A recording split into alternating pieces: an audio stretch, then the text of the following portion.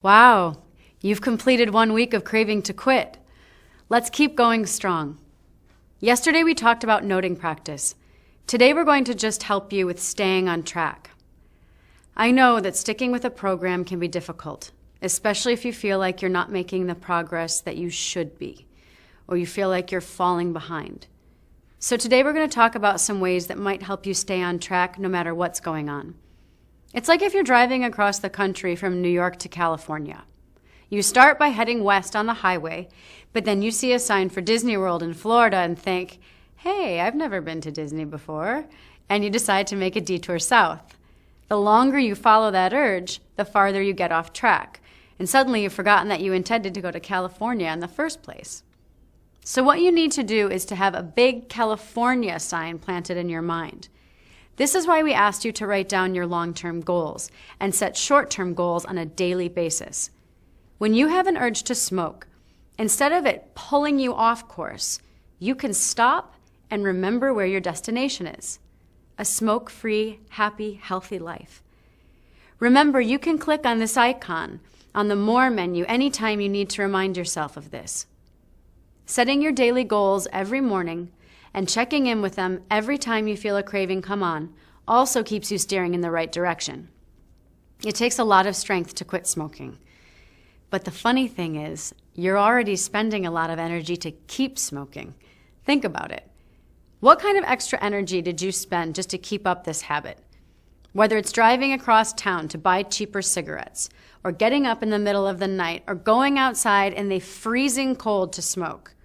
What about worrying about when your next smoke break will be? Washing your clothes that extra time, or always needing breath mints on hand? You've got plenty of gas in the tank. You're just headed in the wrong direction. So how do we stay on track? Again, it comes back to awareness. If you're on autopilot and don't know that you're driving the wrong direction, you can't do anything about it. The longer you do this, the farther you get from your goal. So let's say you get off track and you start smoking more than you want to.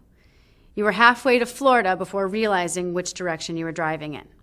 Well, what now? Anytime you're lost, the first thing you have to do is stop and get your bearings so that you know where you're headed. Let's say you have a strong craving come on. It says to you, you don't want to go to California. It's not as great as you think it will be. Come on, let's go to Disney World and have some fun. Just stop and notice what this feels like. Notice what it feels like in your body, what it really feels like. Is a craving really that fun? And what about when you smoke? Does it really feel that good? Seeing what you actually get from smoking helps you pull your foot off the gas so that you stop moving in the wrong direction. Next, you have to orient yourself back in the right direction. Oh, right, I was going to California, smoke-free land of the healthy. How do you do this? Simply remind yourself of your goals. Whether it's to have a healthier life, a brighter future, or to have more money. This points you back in the right direction. Now you've got to step on the gas and get moving again. How? You've got the tools already. Each time you practice RAIN to ride out a craving, or do noting practice so that you don't get sucked into these destructive emotions, these help you build your momentum of mindfulness. Other practices that keep you in the present moment, like the body scan, those can also put gas in your tank. And the more you do these, the more you build the momentum to get there. So to sum it up, if you want to get somewhere, you need 2 things. 1, you have to be pointed in the right direction.